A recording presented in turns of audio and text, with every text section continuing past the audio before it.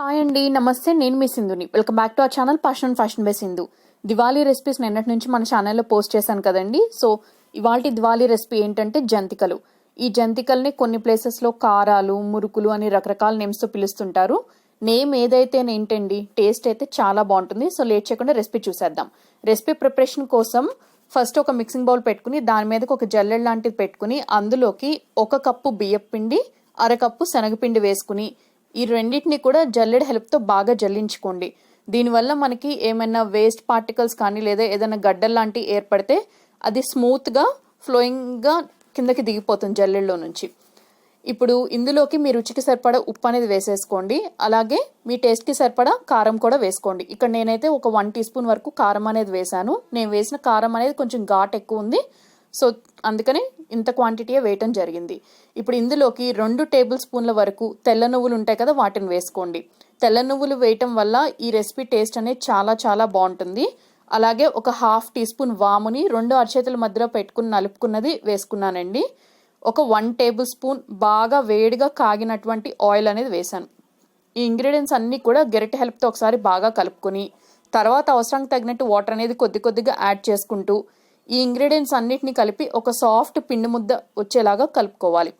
Usually Diwali అంటే అందరూ స్వీట్సే prepare చేస్తూ ఉంటారు కదా, బట్ అన్ని స్వీట్సే తింటే మనకి బోర్ కొట్టేస్తుంది కదా. సో మధ్యలో కొంచెం హాట్ రెసిపీ కూడా ఉంటే బాగుంటుందని ఇలా ఇంక్లూడ్ చేయడం జరిగిందండి.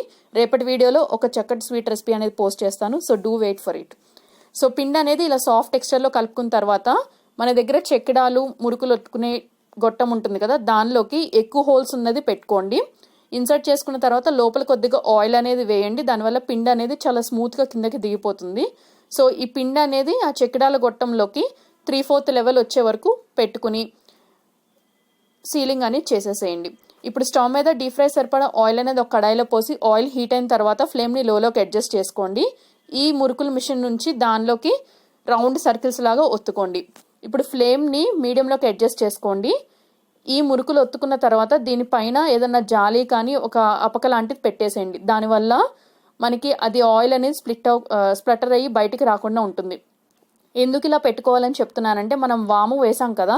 సో వాము వేసినప్పుడు యూజువల్లీ వాములో ఉన్న ఏదన్నా డస్ట్ పార్టికల్ వల్ల కానివ్వండి, లేదా మనం పిండి కలిపినప్పుడు ఏదన్నా పొర లాంటిది వచ్చినా కూడా ఆయిల్ అనేది ఒక్కొక్కసారి పైకి చిందే ఛాన్సెస్ ఉంటుంది. సో అలా అవ్వకుండా ఉండాలంటే మనం ఇమీడియట్గా కడాయిలోకి వేసేసాక పైన ఏదన్నా జాలి కానీ అపక లాంటిది పెట్టేస్తే మనకి అది పైకి స్పిల్ అవ్వకుండా ఉంటుంది ఆయిల్ అనేది. సో ఒక సైడ్ కుక్ అయిపోయిన తర్వాత అదర్ సైడ్కి ఫ్లిప్ చేసుకుని అదర్ సైడ్ కూడా కుక్ అయిపోయి ఈ కడాయిలో ఆయిల్ బబుల్స్ అనేవి కంప్లీట్గా తగ్గిపోయే వరకు కుక్ చేసుకోండి. సో వన్స్ కుక్ అయిపోయిన తర్వాత ఫ్లేమ్ అనేది లోలోకి అడ్జస్ట్ చేసుకుని ఈ మురుకుల నుంచి ఎక్సెస్ ఆయిల్ మొత్తం కూడా డ్రైన్ ఆఫ్ చేసేసి ఒక జాలీ గరిటలోకి పెట్టుకోండి. తర్వాత ఒక 2 మినిట్స్ తర్వాత ఆ జాలీ గరిట నుంచి ఒక ఎయిర్ టైట్ కంటైనర్లోకి ట్రాన్స్ఫర్ చేసుకోండి. సో చూసారు కదా, జంతికలు అనేవి ఎంత ఈజీగా క్విక్గా చాలా తక్కువ టైంలో ప్రిపేర్ చేసుకోవచ్చు. సో ఈ దీపావళికి మీరు కూడా తప్పకుండా ట్రై చేసి మీ ఫీడ్బ్యాక్ని మర్చిపోకుండా నాతో షేర్ చేసుకోండి. రెసిపీ నచ్చితే వీడియోకి ఒక లైక్ ఇవ్వండి, ఫ్రెండ్స్ అండ్ రిలేటివ్స్కి షేర్ చేయండి. దానివల్ల వాళ్ళు కూడా ట్రై చేసి ఎంజాయ్ చేస్తారు. ఛానల్ని ఫస్ట్ టైం విజిట్ చేస్తే సబ్స్క్రైబ్ చేసుకోండి. మోర్ వీడియో అప్డేట్స్ కోసం పక్కనే ఉన్న బెల్ ఐకాన్ యాక్టివేట్ చేసుకుని ఆల్ అనే ఆప్షన్ని కూడా సెలెక్ట్ చేసుకోండి. మరొక ఇంట్రెస్టింగ్ రెసిపీతో రేపు కలుసుకుందాం. Till then thank you all very much.